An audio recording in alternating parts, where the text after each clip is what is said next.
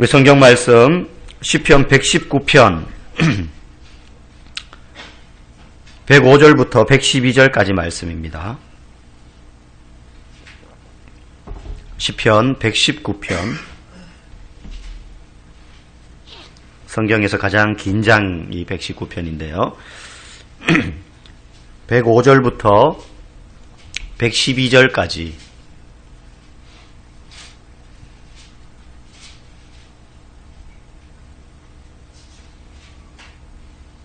저와 여러분들이 한 절씩 교독하고 112절은 같이 읽도록 하겠습니다. 주의 말씀은 내 발의 등이요 내 길의 빛이니이다.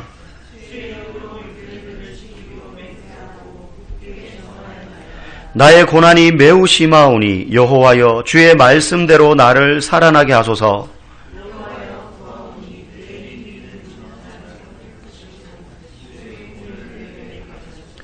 나의 생명이 항상 위기에 있사오나 나는 주의 법을 잊지 아니하나이다.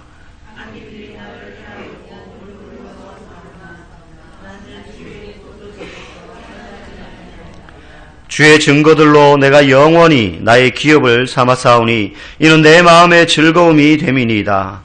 내가 주의 율례들을 영원히 행하려고 내 마음을 기울였나이다. 아멘. 아내를 따라 20년 동안 열심히 또 꾸준히 교회를 다니는 한 남편이 있었습니다. 주일은 여한 일이 있지 않고서는 빠지지 않고 꼭 교회에 나갔습니다. 뭐 정말로 병원에 실려갈 정도로 아프지 않은 다음에야, 아니면 집안에 큰 어떤 대소사가 있지 않은 다음에야 뭐 하여튼 주일 하나는 철저하게 지키면서 20년 동안 꾸준히 교회를 이제 아내랑 또 가족들이랑 같이 다녔습니다.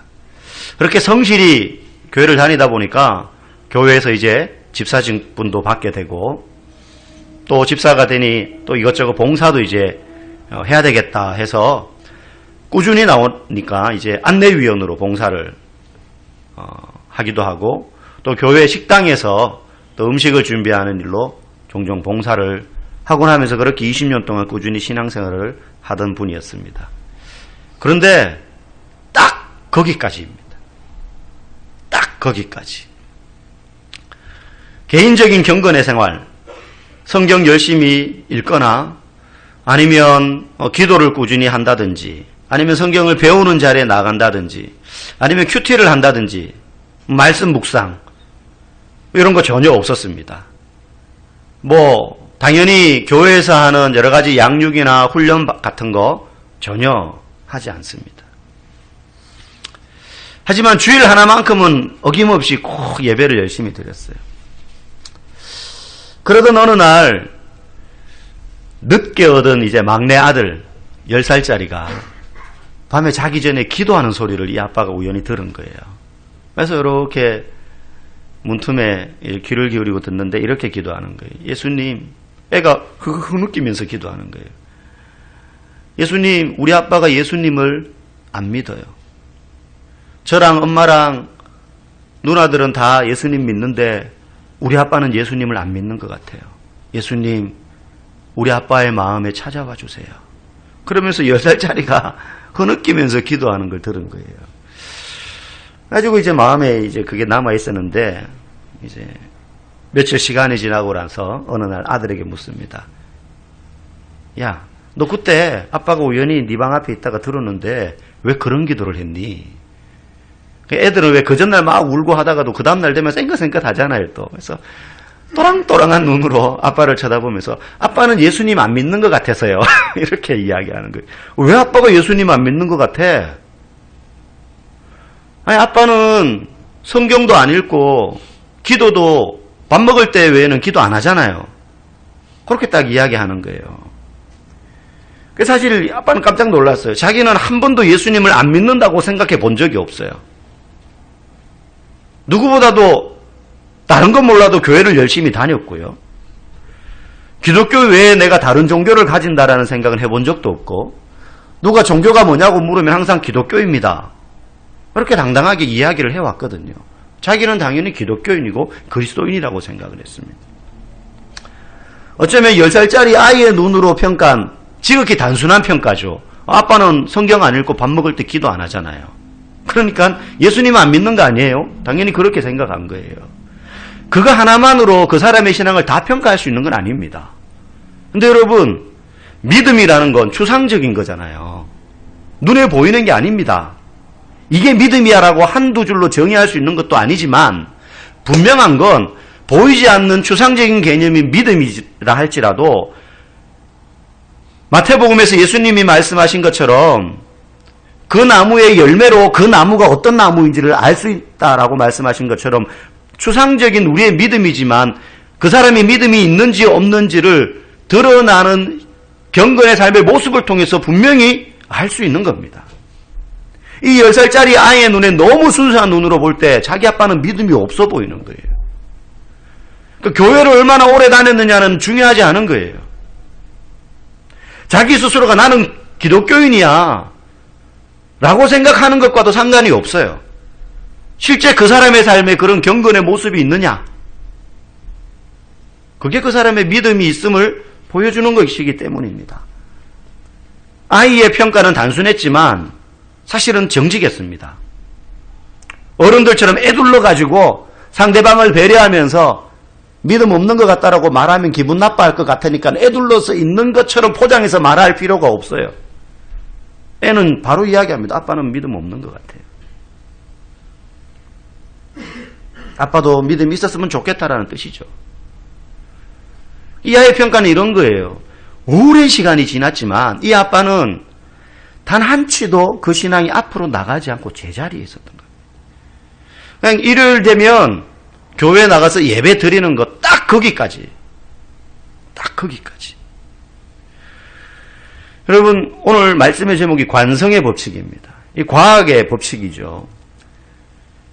정지에 있는 물체는 힘이 가해지지 않는 이상 계속해서 정지에 있으려고 하고, 움직이는 물체는 계속해서 속력과 그 방향을 유지하면서 움직이려고 하는 속성이 있는 것. 이게 관성의 법칙입니다.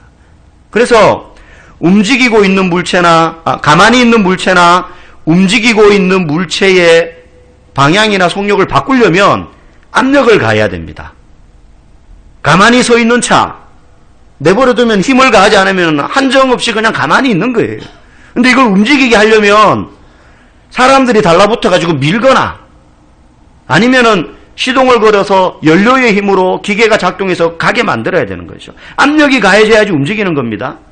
그리고 일정한 방향으로 움직이고 있는 물체의 방향을 바꾸거나 멈추게 하려면 또 어떻게 해야 됩니까? 힘을 가해야 됩니다. 야구공을 던져서 투수가 던져서 날아오는데 그냥 있으면 그냥 쭉 갑니다. 근데 이걸 방향을 바꾸려면 어떻게 해야 돼요? 힘을 가해서 때려야 됩니다.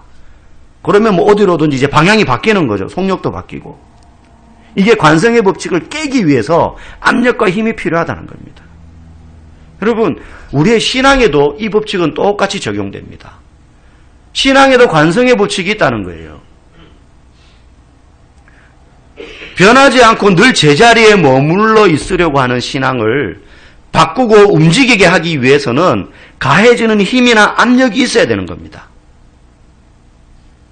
그렇지 않고 늘 제자리에 자라지도 않고 퇴보하지도 않고 어제와 같은 오늘, 빤히 보이는 오늘과 같은 내일의 삶을 그대로 살면서 결코 변화되지 않으려고 하는 그 신앙을 변화시키려고 하면 그 신앙을 변화시킬 만큼 오래 머물러 있을수록 머물러 있으려고 하는 힘이 커지기 때문에 그것만큼의 힘이 가해질 때 이 사람의 신앙이 움직이는 겁니다.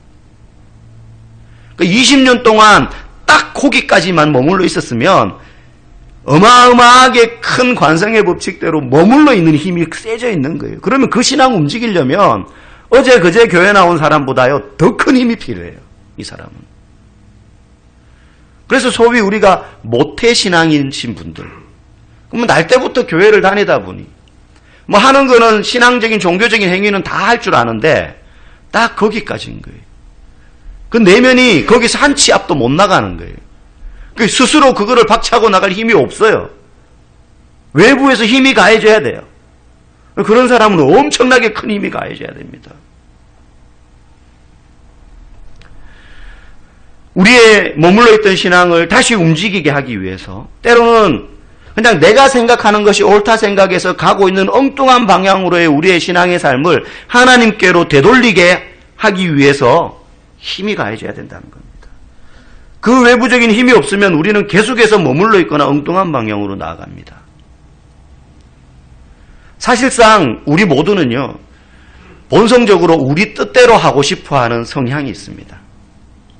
그래서 아마 이 중에서 대부분의 분들이 그러하겠지만 저부터도 편하고 쉬운 것을 추구합니다. 그리고 변화를 싫어해요. 그게 좋은 줄 알면서도 미루거나 다음에 하지, 아니면 지금도 큰 문제 없는데 뭐, 그러면서 변화하는 것을 싫어하고 쉬운 것을 추구하게 되어 있습니다. 그래서 하나님은 우리의 신앙이 제자리에 머물러 있지 않도록 하기 위해서 끊임없이 우리에게 압력을 넣으십니다. 힘을 가하신다는 거예요. 그래서 가만히 있으려고 하는 그 신앙의 관성의 법칙을 깨뜨리려고 하십니다. 계속해서 도전을 주시는 거죠. 그 압력이 때로는 어떤 사람들에게는 큰 충격으로 다가옵니다. 갑자기 사고를 당하거나 병을 얻거나 내지는 어떤 삶의 큰 전환점을 맞이하는 거죠. 그런데 사실 이거는 흔한 일이 아닙니다. 모든 사람들에게 일상적으로 일어나는 일은 아닙니다. 대부분의 경우 하나님은 우리의 관성의 법칙을 깨뜨리기 위해서 우리의 신앙을 전진하게 하고 머물러 있던 신앙인을 다시 일으켜 세워서 걷도록 하기 위해서 힘을 가하고 압력을 넣으시는 도구로 쓰시는 것이 있는데, 그게 뭐냐면 하나님의 말씀이에요. 하나님의 말씀. 여러분, 하나님의 뜻을 우리가 어떻게 알 수 있습니까? 성경 말씀으로 알 수 있습니다. 우리 중에 누구라도 눈 감고 기도하는데 하나님이 바울처럼 막 환상으로 막 하나님의 메시지를 귀에 넣어주시고 마음에 깨닫게 하시고 이런 거 없습니다.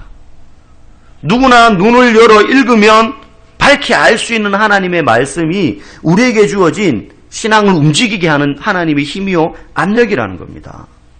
근데 문제는 왜 안 그러느냐? 왜 우리에게 이 말씀이 있는데도 압력을 받지 않느냐? 회피하기 때문이죠. 말씀에 귀를 기울이지 않는 겁니다. 대신 어디에 많이 귀 기울입니까? 다른 TV나 컴퓨터나 스마트폰이나 정말로 세상의 소리를 접할 수 있는 수많은 매체들이 있고, 그걸 통해서 우리는 사실 우리가 몰라도 되고 알 필요도 없는 너무나 많은 잡다한 소리들을 많이 들어요.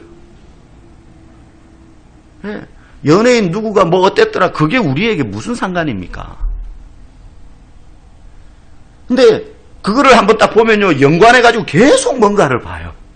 계속 물고 꼬리를 물고. 여러분, 그런 시간과 우리가 말씀에 귀 기울이기 위하여 성경을 보는 시간을 단편적으로 한번 비교해 봅시다. 우리의 삶의 시간이. 이렇게 이야기하면 우리의 마음에 말씀대로 살아야 되는데, 맞아, 그거 아는데 나는 믿음이 없어서, 나는 신앙이 부족해서 참 잘 안 돼요. 여러분, 신앙이 부족하거나 믿음이 없다라는 걸 그 사람이 어떻게 합니까? 본인이 답을 알고 있는 거예요. 내가 말씀을 보고 기도를 하고 경건의 삶을 쌓고 하는 이 일을 하지 않기 때문에 그걸 보고 나는 믿음이 없어, 그걸 알고 있는 겁니다. 그런데요, 추상적으로 단순히 믿음이 없어, 나는 신앙이 부족해서 이런 거 못해라고 생각하지만, 사실 꼭 집어서 이야기하면요, 그 믿음이 없어서 나는 신앙이 부족해서 내가 아직까지 이런 걸 잘 못하는 것 같아가 아니라, 그거 다 껍데기 벗기고 나면 사실은 귀찮은 거예요, 그게. 우리는 번거롭고 불편하고 귀찮은 거 하기 싫어합니다.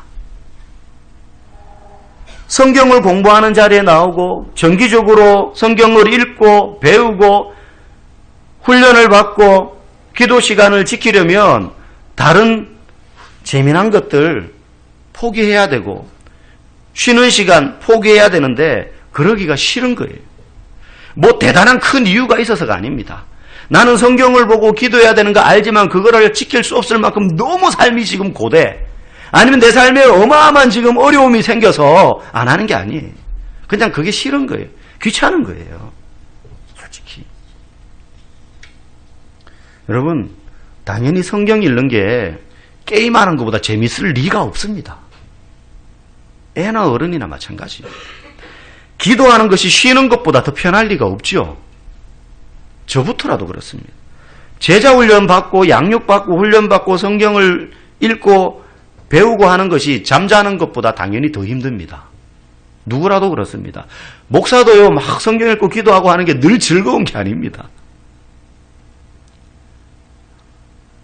우리 교회는 이제 공식적인 금요 철야, 금요 기도회 같은 게 없지만, 개인적으로 좀 기도의 시간이 더 필요하겠다 싶어서, 금요일 날 저녁에 9시 되면 이제 침낭하고 이불 싸들고, 그러니까 두꺼운 옷 하고 해서 이제 교회에 나옵니다.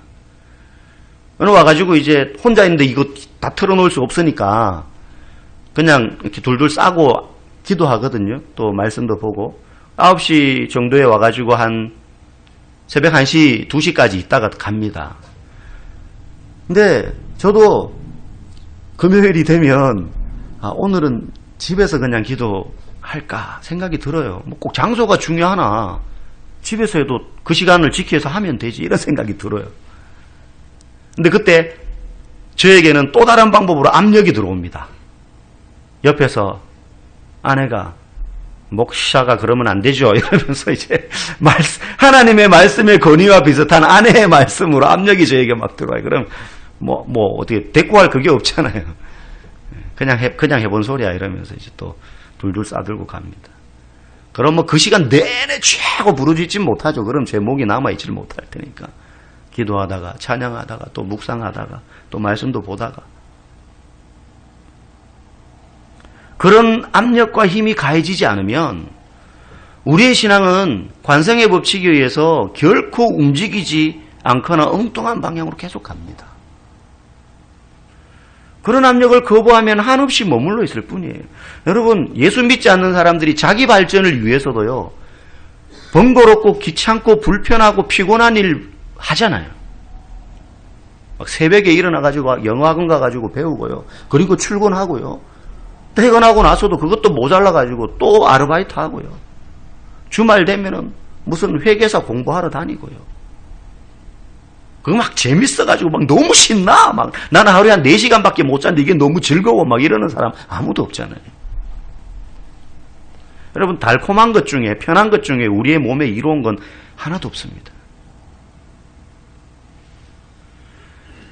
저희 아파트가 이제 저희 청북 신도시에서 제일 이렇게 좀 낡았다기보다는 제일 먼저 세워진, 그래서 주민 편의시설이 거의 없는 아파트거든요. 근데 올 1월 2일부터 헬스장이 생겼어요.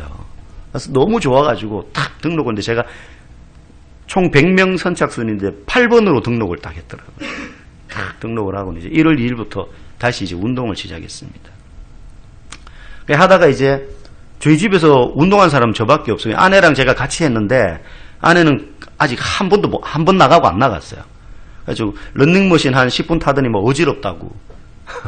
그래가지고 어제 처음으로 저희 큰딸 하연이를 데리고 갔어요. 너 운동해야 된다. 완전 다 물살이니까.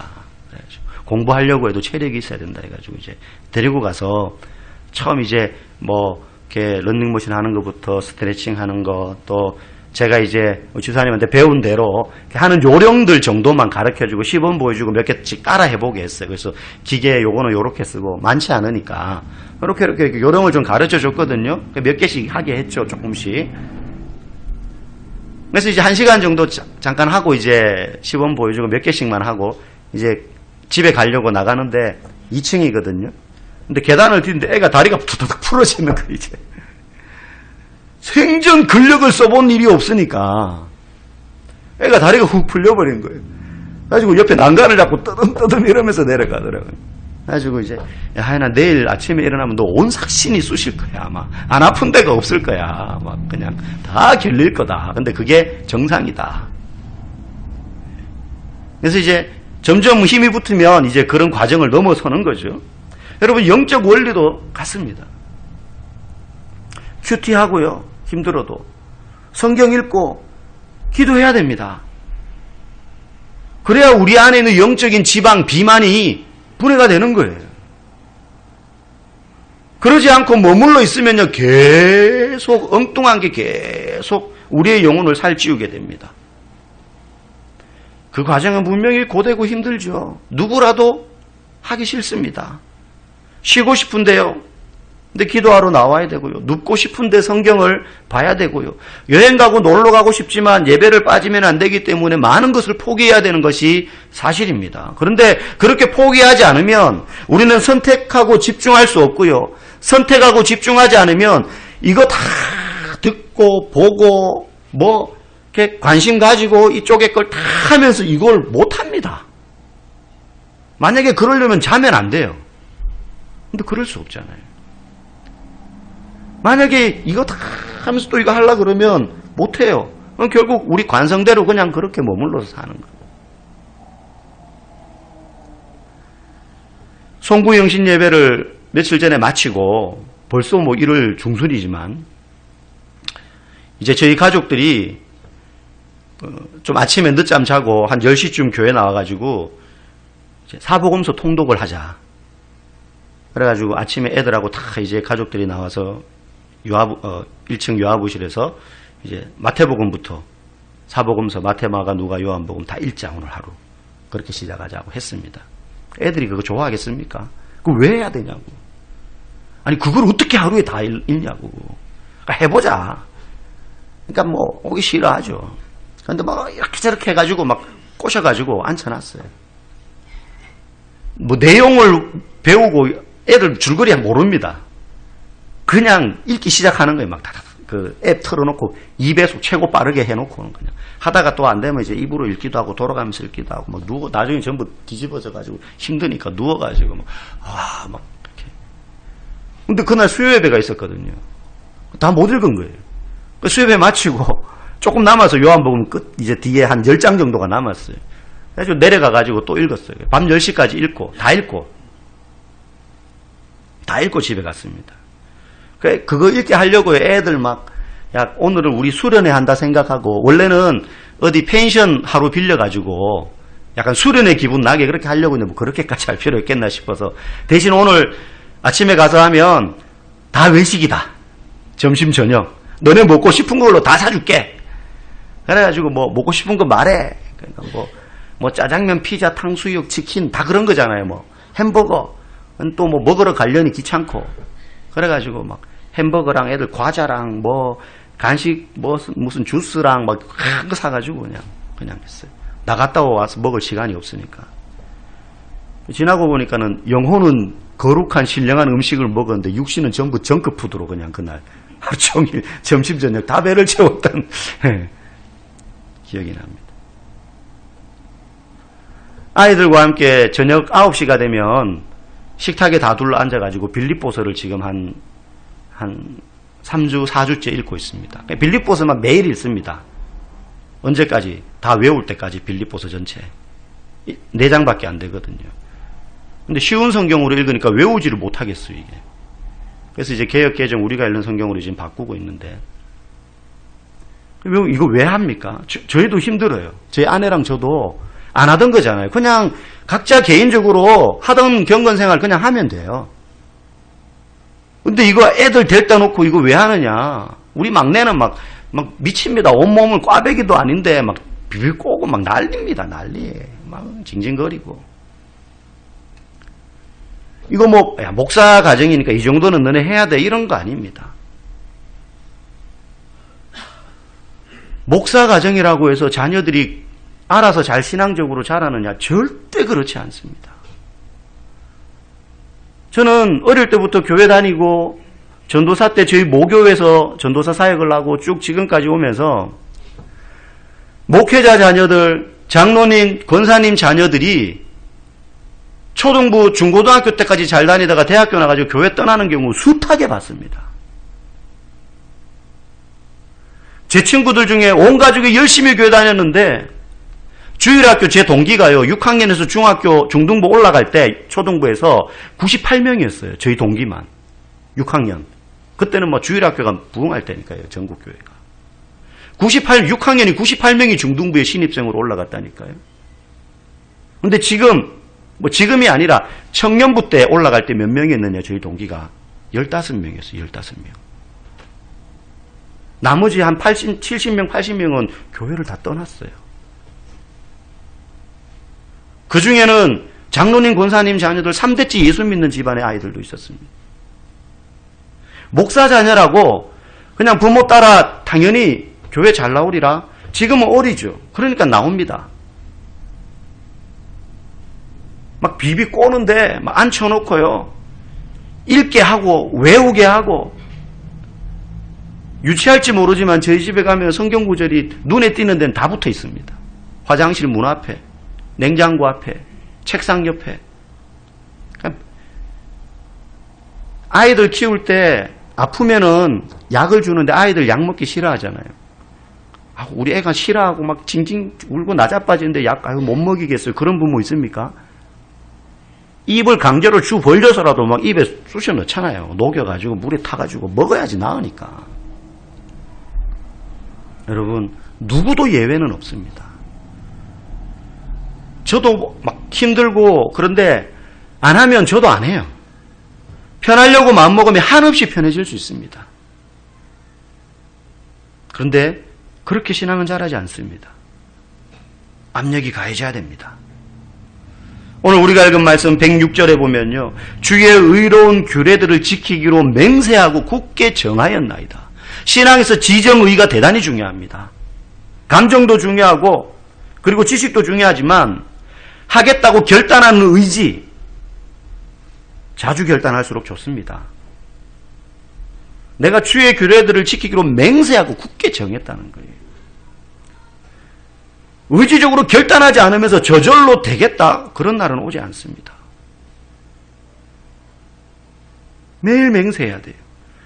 107절 말씀, 나의 고난이 매우 심하오니 여호와여 주의 말씀대로 나를 살아나게 하소서. 극심한 고난 가운데에도 하나님께서 말씀대로 우리를 살리시는데 말씀을 모르는데 그걸 어떻게 합니까? 알 수가 없습니다. 109절 나의 생명이 항상 위기에 있사오나 나는 주의 법을 잊지 아니하나이다. 여러분, 우리의 인생에 위기가 없는 적이 언제가 있습니까? 크고 작은 어려움과 위기가 계속 옵니다. 개인의 가정에. 그때 우리를 살리는 것은 하나님의 말씀뿐입니다. 하나님의 말씀뿐입니다. 살아나는 방법이 그건데 이거 힘드니까는 다음에 하죠. 어떻게 그럴 수가 있습니까? 105절 말씀, 주의 말씀은 내 발의 등이요 내 길의 빛입니다.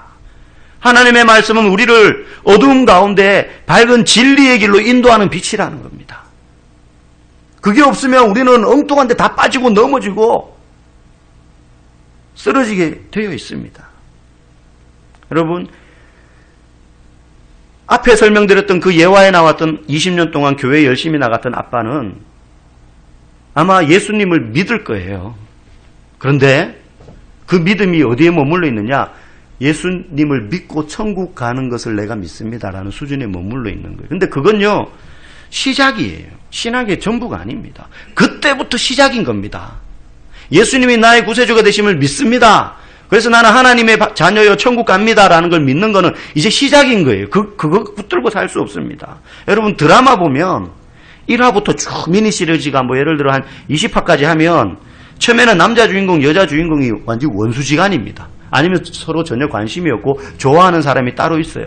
근데 나중에 막 여러 가지 시행착오를 거치고 우여곡절을 겪다가 두 사람이 눈이 맞고 남들 모르게 서로 사랑을 싹 튀어오다가 고비를 넘기고 갈등을 겪고 하다가 마지막 회에 가면 어떻게 합니까? 둘이 딴딴따단 하면서 결혼하잖아요. 그죠? 그렇게 해서 행복한 결혼하는 걸로 그 드라마는 끝이 납니다. 근데 여러분, 그건 드라마예요. 현실은 어떻습니까? 행복한 결혼이 끝이 아니고 그때부터 시작인 겁니다. 현실은. 그때부터 현실은 시작인 거예요. 그때부터 부부가 되는데 행복한 결혼 생활이 아니라 그때부터 찢고 뽑고 갈등하고 막 서로 치고받고 막 그러면서 진짜 부부가 되어가는 거죠. 싸우는 횟수가 줄어들고 미워하는 마음이 줄어들고 점점 온전한 가정이 되어 가는 겁니다.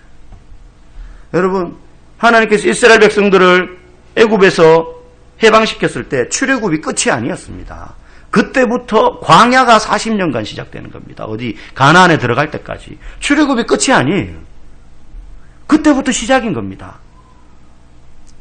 진짜는 광야 기간입니다. 시험받는 기간이고 목마른 기간이고 피곤함을 견뎌내야 하는 시기가 시작되는 겁니다. 예수님의 제자들에게도 예수님이 십자가의 죽음에서 승리하셔서 부활하신 게 끝이 아닙니다. 그때부터 시작이었던 거예요, 제자들한테는. 그 전까지는 예수님이 핍박의 대상이었지만 이제는 본인들이 핍박의 대상이 되는 겁니다. 본인들이 예수님처럼 쫓겨다녀야 되고요. 본인들이 붙잡혀서 감옥에 들어가야 됩니다. 그때부터 배교의 도전을 받고요. 유혹을 받고요. 무시무시한 핍박을 받게 되는 것이었습니다. 언제까지? 하나님 앞에 설 때까지. 우리의 신앙의 시작도 지금부터입니다. 예수님 믿고 교회 나오는 걸로 끝이 아닙니다. 믿음을 지키기 위해서 출애굽했던 이스라엘 백성들과 12 제자들이 몸부림을 쳤던 것처럼 저와 여러분들도 올 한 해 그리스도인으로서 말씀이 우리에게 압력을 넣으실 때에 그저 제자리에 머물러 있는 것이 아니라 그 믿음의 길을 따라서 우리가 결단하고 몸부림침으로 주님 앞에 온전히 서서 머물러 있고 싶고 편하게 있고 싶어하는 우리의 신앙의 관성을 깨뜨려서 한 걸음 한 걸음 전진해 나가시는 저와 여러분 되기를 주님의 이름으로 간절히 축복합니다.